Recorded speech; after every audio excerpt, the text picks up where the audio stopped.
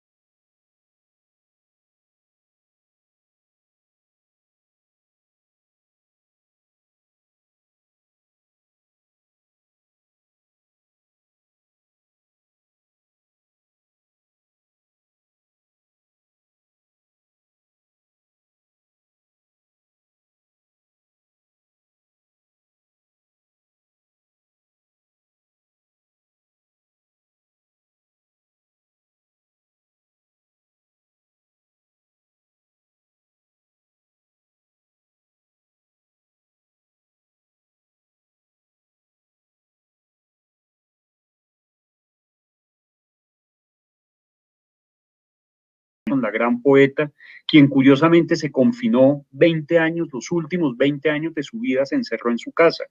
Entonces, casi como si fuera una premonición de lo que se venía, porque yo llegué a Bogotá y resulta que cuando llego ya se está declarando la emergencia nacional en los Estados Unidos y ya en Bogotá empieza el aislamiento en algunos sectores, sobre todo en el sector de educación, donde yo trabajo. Entonces yo prácticamente llegué y me aislé inmediatamente. O sea, sí fue como una premonición haber ido a la casa de Emily Dickinson justo un día antes. Entonces sí puedo decir que la poesía acompaña, que la poesía ayuda. No voy a decir que estoy escribiendo un libro de cuarentena porque me parecería irresponsable, ni voy a decir que estoy haciendo diarios de cuarentena, ni nada de lo que muchos de mis colegas, muy, pues lo digo con mucho cariño y mucho respeto, pero muchos de mis colegas están haciendo, sino por el contrario estoy viviendo esa vida íntima que normalmente no puedo vivir por los distintos compromisos y los distintos avatares de esa urgente vida cotidiana que muchos tenemos cuando vivimos en una ciudad tan grande como Bogotá. Pero entonces siempre he tenido la posibilidad de leer, de recuperar lecturas, de recuperar ese espacio en casa, en familia, de ver algunas películas y de acostumbrarme a estas modalidades de encontrarnos de manera virtual. Con Laura somos amigos hace mucho tiempo y a mí nada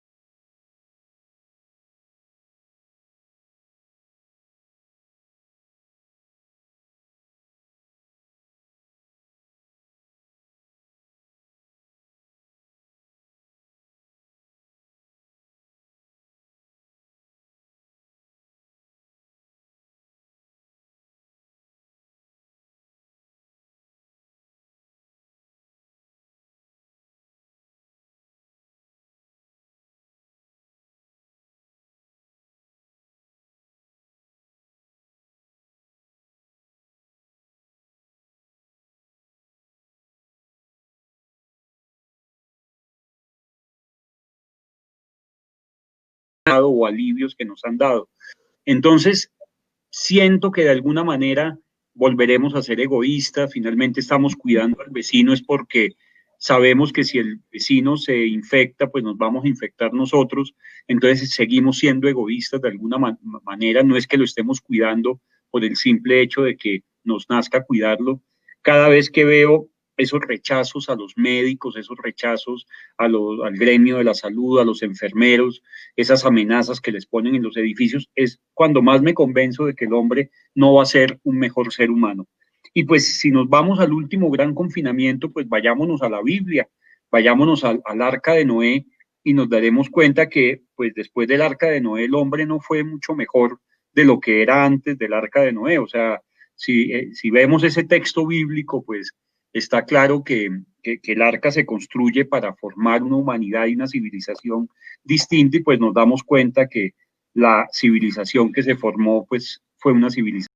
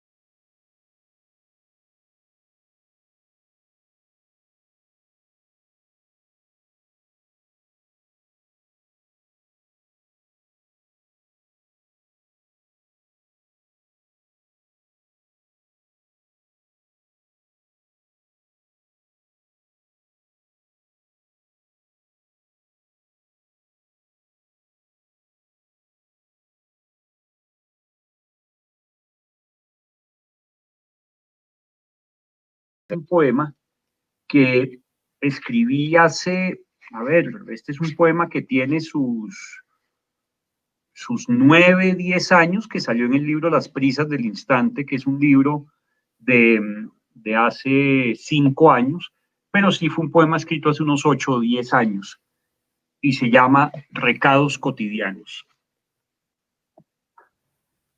No podía salir porque afuera había pestes y epidemias, y no sabía ni intuía de qué se trataba. Apenas me persigno o repetía poemas y canciones de memoria como breve talismán porque afuera el mundo era un karaoke que jugaba con mi destino.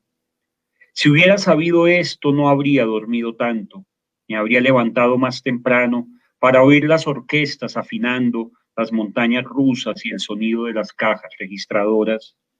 Igual, si salía siempre le dejaba copia de las llaves al vecino y quedaron tantas regadas por ahí que recuperarlas era hacer un inventario exacto de la muerte. Salí a pesar de las advertencias y tuve que inventar otra vez el corazón, como tantas veces inventé mi patio y sus rituales y oí el silencio rumoroso de los aviones que se alejan, porque desde la trastienda del sueño llega un viento que mueve la casa, una luz que se enciende al otro lado de la calle, como trayendo señal de otro mundo. Creo que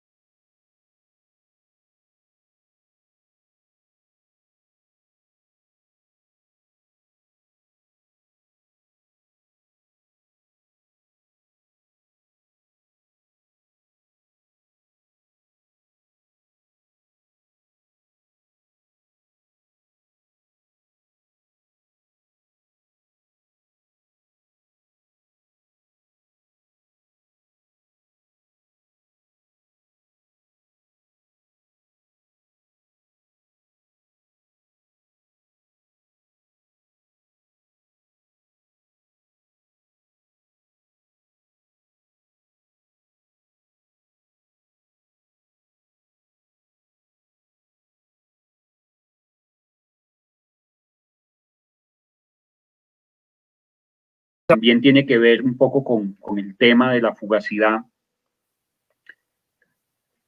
Noticia del hambre.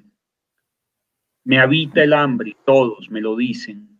No es el miedo ni la duda, apenas un ritmo intacto que no toca con su sal la orilla. Es el hambre, quizá un leve testamento o esta insistencia en destruir la casa y renovar la piedra en sueño. Es poco lo que recuerdo de mí a esta hora, el disperso, el que a la intemperie es un poco de hierba, una palabra sin traje con olor a otras tierras y que mira con cara de extranjero todas prestadas alegrías. Llega el hambre con su mismo azar y su idéntico augurio. La lluvia está debajo de la carne y pocas cosas recuerdan al viejo amor que ya no cuenta. Es el hambre y todos me lo dicen. No es el leve testamento ni la tristeza de las noches. No es la poesía ni la música que traduce el tiempo. Un poco de hambre y el cansancio de llenar la estantería de ausencias. Y para terminar esta primera como entrada y que conversemos un rato, este poema que dice encuentros. Si te estrellas de frente con mi corazón, no huyas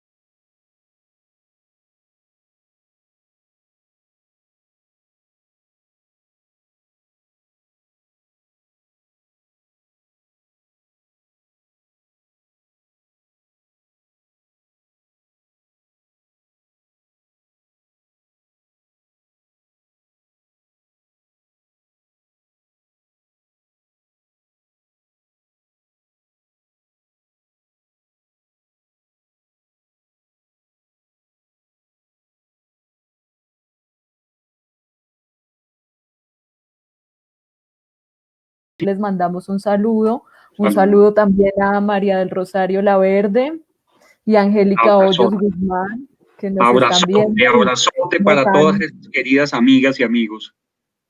nos han mandado un gran saludo, gracias por vernos. Entonces, sí, pues eso acerca del hospedaje, que pues así también se llama uno de tus libros, Hospedaje de Paso.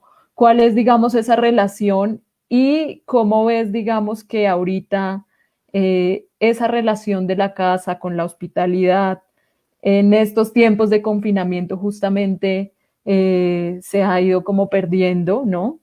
Y, y eso, entonces, Pues básicamente me... mira, querida Laura, pues nada, qué emoción que toda esa cantidad de amigos, a ver, ahí. Qué emoción que toda esa cantidad de amigos nos estén viendo y nos estén siguiendo y son amigos que quiero mucho. Un abrazote para Uriel, un abrazote para María del Rosario, para Angélica. Eh, la casa ha sido pues un tema recurrente y no es un tema, por supuesto, original, es un tema muy presente en la poesía universal y sobre todo en la literatura colombiana. Si nos damos cuenta,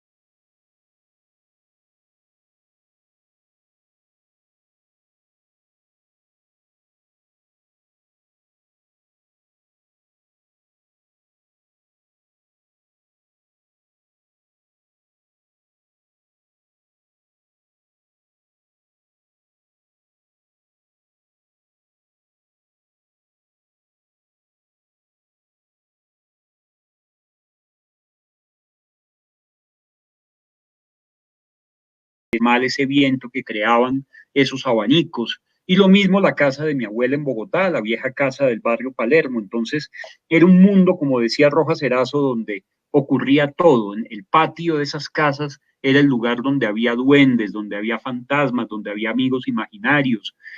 Pues yo crecí solo y el crecer solo permite de muchas maneras desarrollar una imaginación, yo no sé si buena o mala, pero en mi caso, mis amigos imaginarios eran muchos de los personajes literarios o personajes de las películas que yo veía entonces, y donde transcurría todo eso era la casa.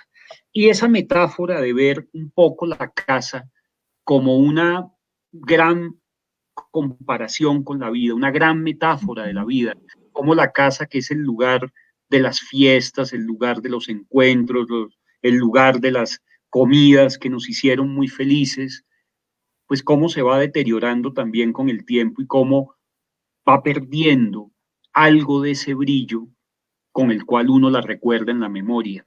Entonces, eso me obsesionó y me obsesionó en un momento determinado, porque además era un momento de un cambio, como de una vuelta de tuerca en mi mismo lenguaje, en que me estaba desprendiendo de unas influencias, en que me estaba desprendiendo de una escritura que no tenía que ver absolutamente nada con mi sensibilidad, pero que era un poco lo que yo trataba de calcar a la altura de lo que estaba pasando en esa década de los 90. Y es ahí cuando encuentro que finalmente el asidero y lo más importante de mi vida había ocurrido en la infancia y había ocurrido precisamente en esas casas, en las casas de los abuelos, en las casas grandes donde pude soñar, donde pude imaginar una cantidad de cosas. Y es por eso que de alguna manera, directa o indirectamente, intencional o no, o sorpresivamente, aparece el tema de la casa siempre referenciado en alguno de mis libros, sea La Casa del Viento, Hospedaje de Paso, o sea en estos últimos poemas donde también hay un capítulo dedicado a la casa. Sí, querido. Bueno, pues hablando de eso, a mí, pues tú sabes, mi poema favorito es Hospedaje de Paso. No sé si te gustaría que esta segunda ronda leyéramos un poco de esos poemas tuyos que tratan sobre la casa y también nos pide acá un lector que se llama Samuel, que si podemos leer personajes en un paisaje de infancia, si Bueno, quieres tú leer claro que ese sí. poema. Y bueno, y pues sí, a mí me gusta mucho este poema Hospedaje de Paso, porque pues también recuerda que la hospitalidad también está en uno mismo y uno mismo también es un lugar que puede habitarse, ¿no? Entonces, gracias, Fede, Gracias, y Laura. si quieres, Y por supuesto continuamos. leemos el poema para Samuel. Pues vamos a leer algunos de estos poemas, vamos a hacer un recorrido ahí por la infancia y empecemos con Hospedaje de Paso precisamente, querida Laura. Hospedaje de Paso. Nunca he conocido a los inquilinos de mi vida, no he sabido cuándo salen, cuándo entran, en qué estación desconocida descansan sus miserias. Las mujeres han salido de este cuerpo a los portazos quejándose de mis tristezas. En algunas temporadas se han quejado de humedad, de mucho frío, de algún extraño moho en la alacena. Se marchan siempre sin pagar los inquilinos de mi vida y el patio queda nuevamente solo en este hotel de paso donde siempre es de noche. Este que es un mínimo homenaje a Luis Vidales y su libro Suenan timbres y es un poema pues que también transcurre en la casa. Pensemos en un domingo, uno acostado, leyendo, viendo alguna película, estaba en ese momento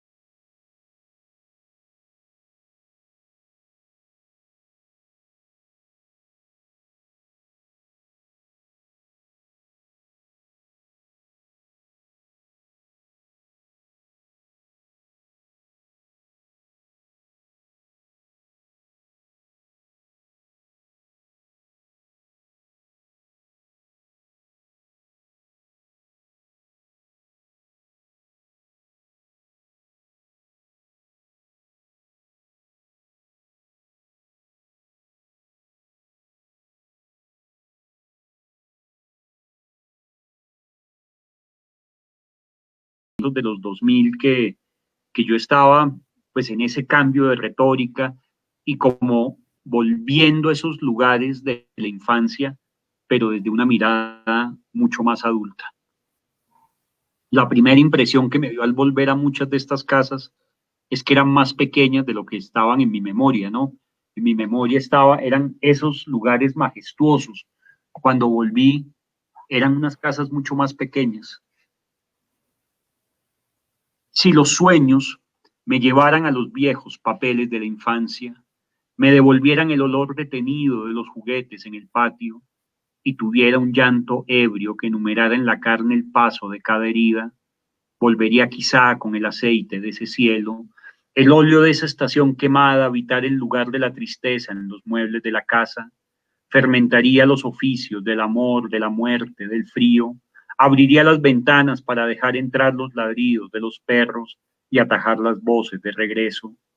Si los sueños me llevaran a Budapest y en los rieles del tren encontrar al poeta náufrago entre el hierro y la piedra, si el ocio de las vigilias me llevara a Katmandú o a Babilonia, la profana, entonces me preguntaría por los días del primer amor.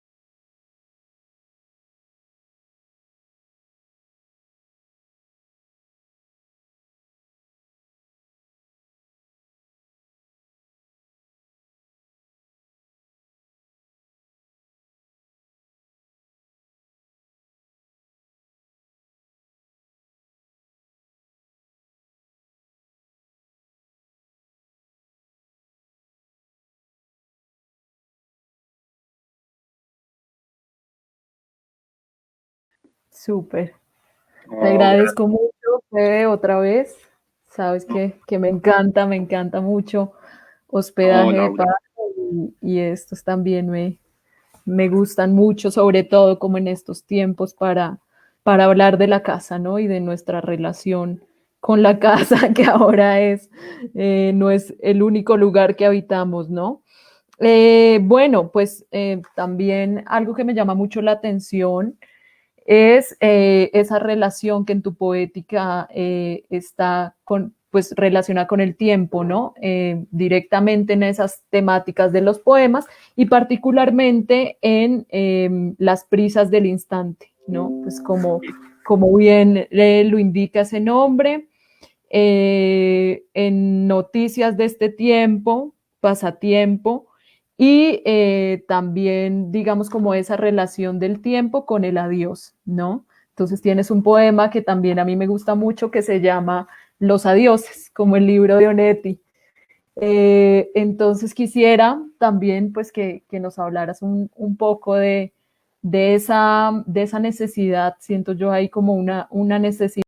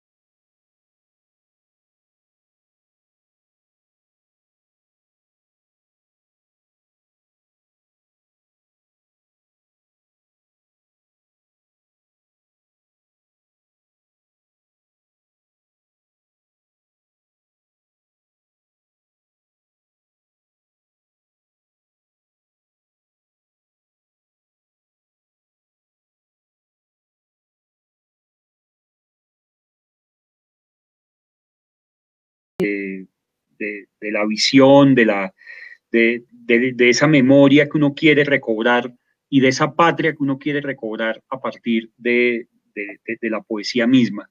Entonces, esos poemas, sobre todo los de las prisas del instante, pues sí tienen que ver con eso, tienen que ver con evidenciar el deterioro, evidenciar las pérdidas, ¿sí? Evidenciar las cosas que se pierden con el paso del tiempo y sobre todo lograr de alguna manera reconstruir todo como un rompecabezas, así sea un rompecabezas de piezas de distintas cajas, pero tratar de reconstruir en la memoria lo más nítido posible esas cosas que nos asombraron y nos maravillaron. Ujú.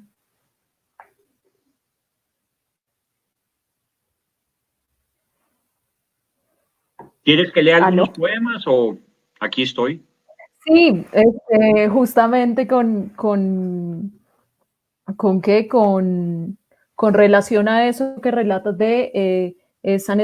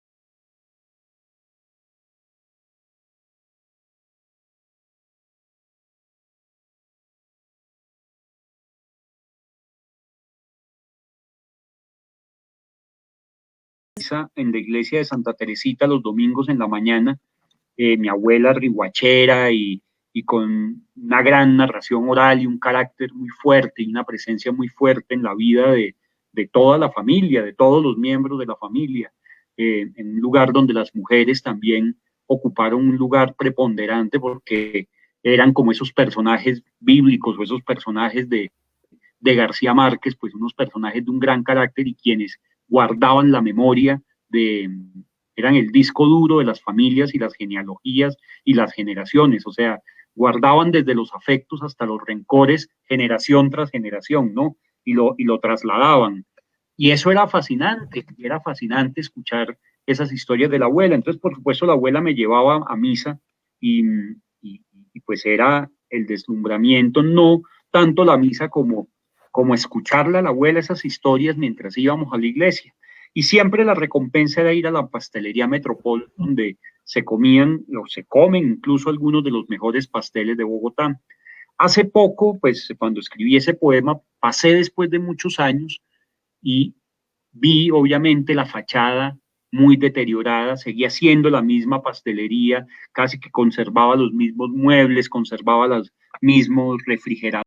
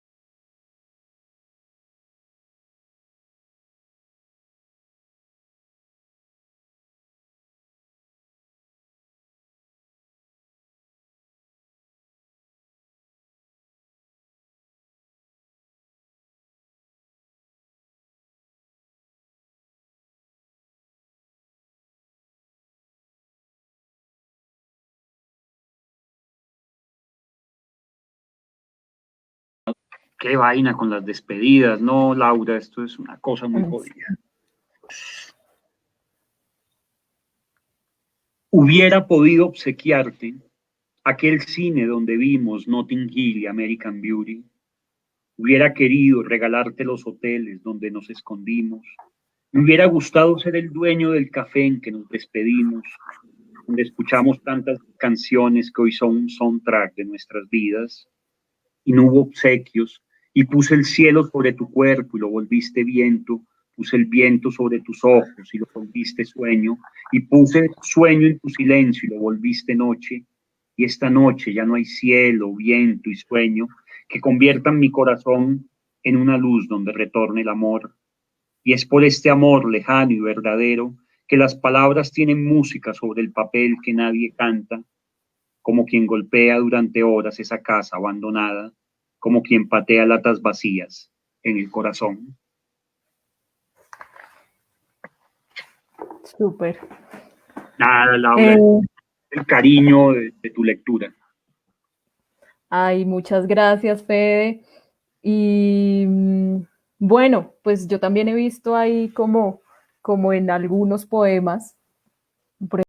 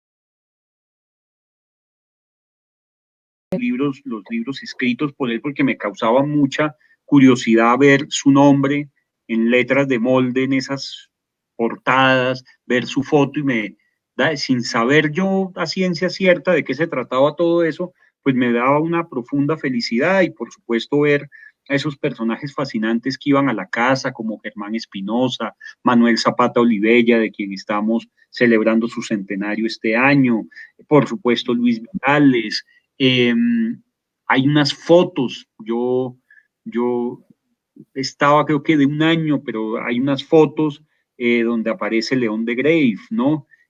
Visitando la casa, que no vivía muy lejos, en el barrio Santa Fe. Y por supuesto, poetas contemporáneos a mi padre, como el caso de Giovanni Quesep, como el caso de María Mercedes Carranza, Cobo Borda, Álvaro Miranda, que por cierto está pasando por un momento muy difícil ahorita, y tenemos pues que acompañarlo desde lo que crea cada uno, acompañarlo con una oración, con la mejor energía, pero todo lo necesite, toda la mejor vibra la necesita el poeta en este momento. Entonces Álvaro Miranda y esos contemporáneos a mi padre, eh, no sé por qué se va de pronto y vuelve la imagen. Eh, Así es la vida, ¿no? Son estos lo deterioros. importante es que vuelva.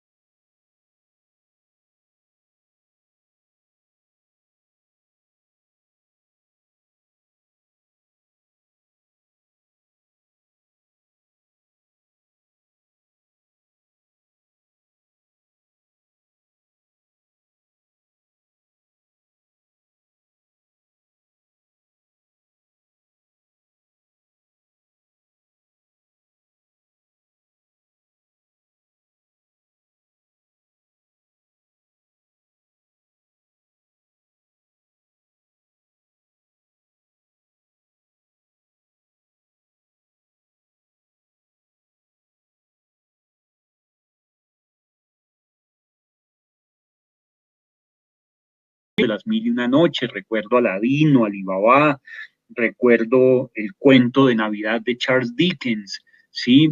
Pulgarcito, en fin, eran pues muchos de esos textos que, insisto, pues me siguen conmoviendo en este momento. Entonces, ese fue como el ambiente en el que crecí. Y como les decía ahorita, pues yo crecí solo, ¿sí? No voy a decir que por haber crecido solo era un niño infeliz, no, fui profundamente feliz y hoy agradezco precisamente haber crecido solo porque soy muy independiente y logré construir un mundo interior tan sólido que en momentos como una cuarentena, pues sale a relucir y sale en la defensa de uno ese mundo interior frente a las adversidades de lo que pasa afuera. Y entonces yo cuando jugaba con esos amigos imaginarios del patio, yo quería de alguna manera prolongar las historias que leía en esos libros. Yo quería prolongar aquello. Y cuando quería prolongar aquello, pues lo escribía de alguna manera. Entonces creo que empecé escribiendo algunos cuentos. Pero poco a poco eso fue desembocando, yo creo que por un orden natural de las cosas, terminó desembocando en la poesía. Terminó desembocando en la poesía porque cuando me empiezan a pasar cosas que tocan efectivamente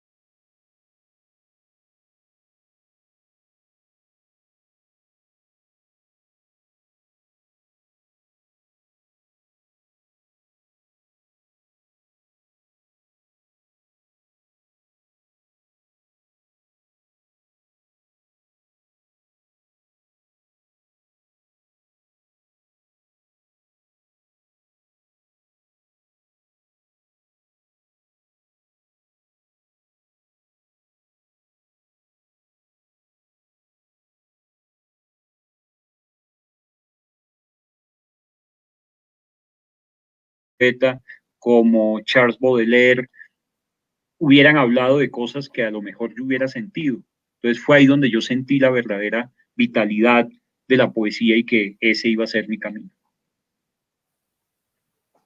Ok, Y gracias. entonces te respondo sobre la música, claro, y todo eso pues viene acompañado de una banda sonora, que es una banda sonora muy dispersa y diversa.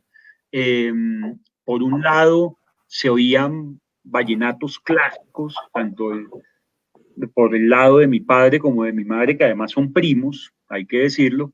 Entonces, pues es la misma familia, entonces se oían vallenatos, mi abuela materna cantaba el compay chipuco siempre y cuando ella entra ya en esa senilidad y pierde la memoria, de lo único que se acuerda es del compay chipuco. Entonces ya uno le empezaba a cantar, viaja, y viajando para Fonseca, yo me detuve en Valledupar y ella te seguía la canción y ella te la terminaba.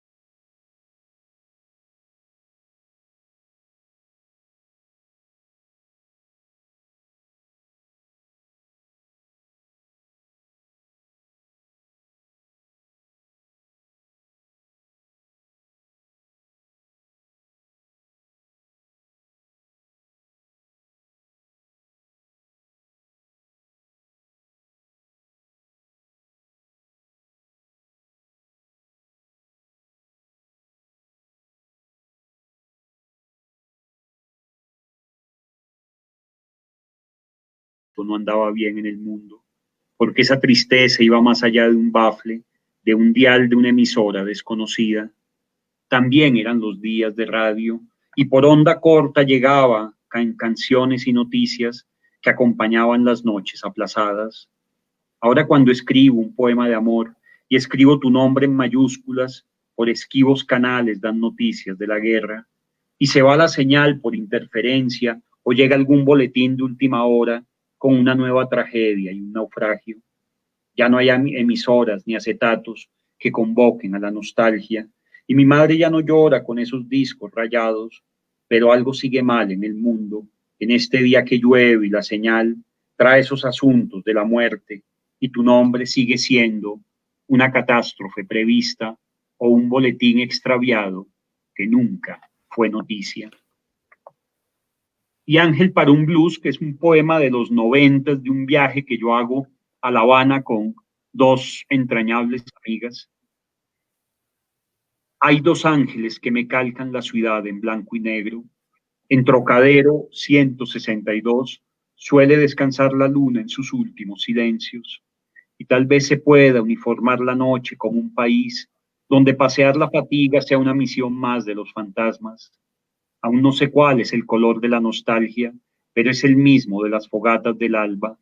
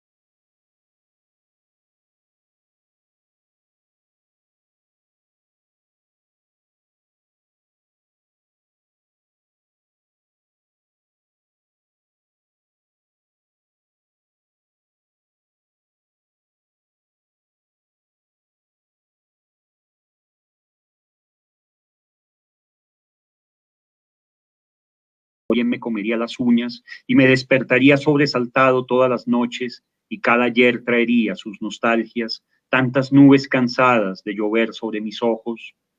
Si existiera ese mundo para esa vida semejante, tan solo le insinuaría a mi otro yo que no hiciera tantos garabatos y gestos en la ventana, que evitara ser tan triste y tan llorón y que repitiera el amor bajo los mismos signos y augurios. Y para terminar, ya que hablamos de las abuelas y que hablamos de esa abuela con esos caracteres tan fuertes, ¿sí? Los motivos de la abuela. El escaparate de la abuela Margot era la vida misma. Allí todas las supersticiones se volvían leyenda y los retratos pegados en el espejo narraban breves historias familiares o relatos antiguos del Caribe. Ahí guardaba estampitas de sus santos, el niño Jesús de Praga, la Virgen del Carmen y una pequeña estatuilla de San Antonio que siempre hacía aparecer las cosas perdidas en la casa. Aquel escaparate estaba lleno de voces y canciones, de recortes de prensa y obituarios de todos los parientes muertos. De aquel lugar salía un olor a tiempo detenido, almendras escondidas entre los objetos. De la abuela Margot me quedó